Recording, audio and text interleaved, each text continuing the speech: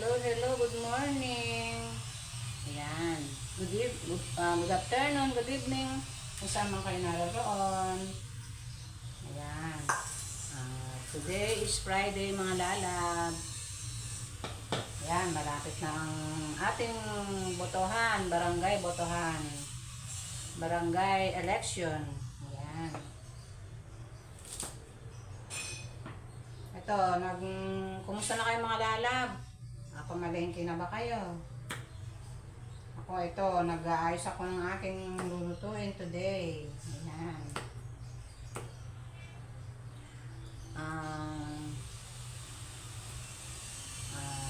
Maingay na ang mga lalab, yung mga politiko na nagpaparada na sila mga lalab. Kasi hanggang linggo lang yata sila ayan. Kaya medyo maagang nagigising kasi maraming dumadaan dito kasi nasa tabi kami ng daan. Siyempre hindi mo maiwasan na mag-ingay sila. Siyempre kailangan nila yon. Hindi mo naman ma-antindi ba mga lalab. Kaya bigyan natin sila ng chance na mag-ingay. Yun ang nila, yun ang oras nila na para mangampanya. Yan sabi. So mga lalab, sana yung iboto natin mga lalab yung karapat-dapat mga lalab, yung karapat-dapat na sa tingin nyo ay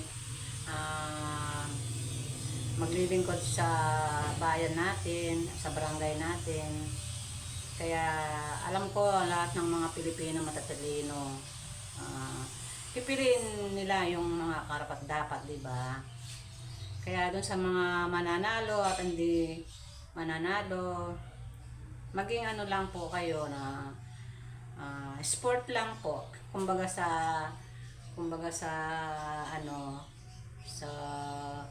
sport na kailangan lang. Sport lang. Yun lang. Sport lang sa manalo matalo. Kaya kung sino naman po ang manalo, siyempre gagalak po natin. Sa mga hindi po mananalo, malay po next year or next botohan o next election, sumali kayo at mananalo kayo, ganyan. Siyempre, in God's will po, siyempre. Nandiyan po ang ating Diyos na siya ang maglalagay ng tamang tao para ipag-pray po natin yung mga taong mananalo na sana maging honest po sila sa kanilang mga katungkulin, ganon. Kaya ang ko lang po pag-pray po natin sila na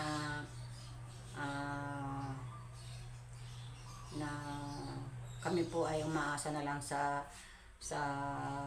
ating Panginoong Diyos na buhay, na kung sino ang itatalaga, yun na lang po ang ating susundin o tanggapin na maging tagapaglingkod ng ating barangay. Ayan, dito po sa Mesulo.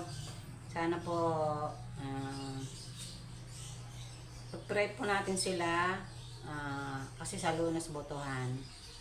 Hingin natin po sa ating Diyos na buhay na kung sino ang karapat-dapat. Yun lang po. Kaya magboto po kayo lahat. At para po maano natin ang ating mga barangay, yung mga politiko na sa ating barangay. Ayan. Ayan. Yun lang po ang aking chika minute sa inyo. Ayan. Na maging wala pong God is powerful. Prayer is powerful. Yan.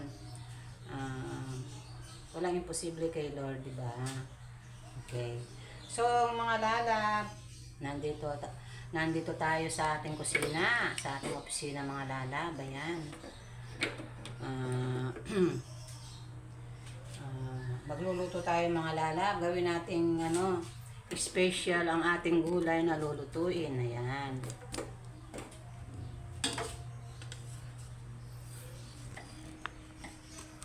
Ayan.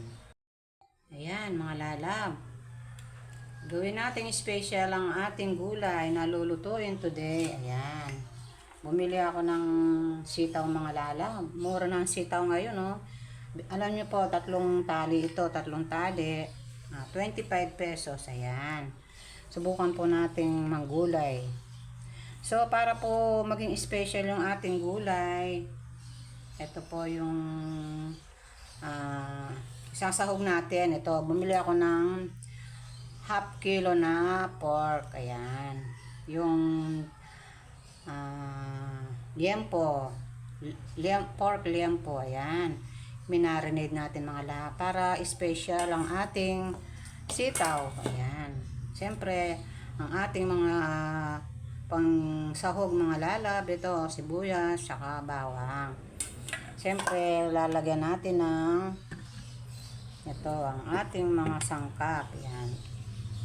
Ang ating toyo at suka. Ayan. Yan ang ating pansasahog sa ating adobong sitaw. Ayan. At nilagay ko na tong mga lalab ng ng konting toyo, paminta. Lalagay pa natin konti ng arena mga lalab para malapot yung ating sauce ng ating adobo.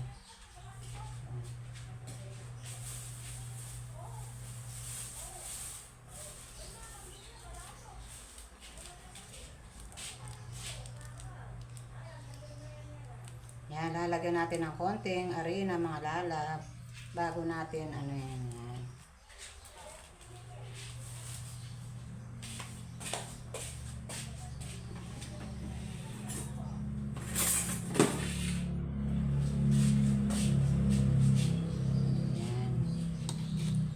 Natin yung minarinade natin pork. Yan po.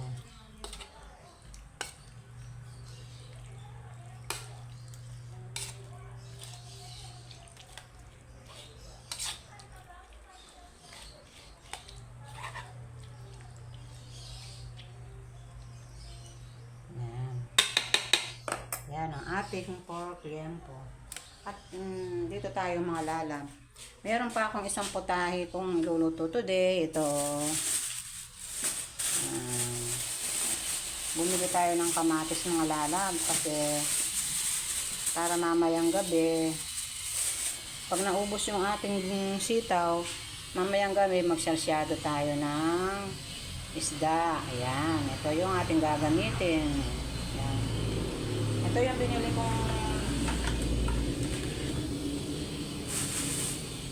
kong isda mga lalab. Yung kumakain ba kayo ito mga lalab? Ito ay isdang tabang. Ayan. Ang tawag dito ay silver carpa. Ayan. Ito yung silver carp. Ayan. Ito yung mga press na press. Ayan mga lalab.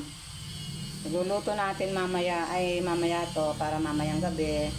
Darating yung aking mga anak galing ng work para may ulam sila. Ayan. Magsasarsyado tayo ng ayun, ito yung ating kamatis. Ayun. Yan ang ating mga lulutuin for the day's video. Mga lalab, samahan nyo ako sa aking pagluluto today. Yan.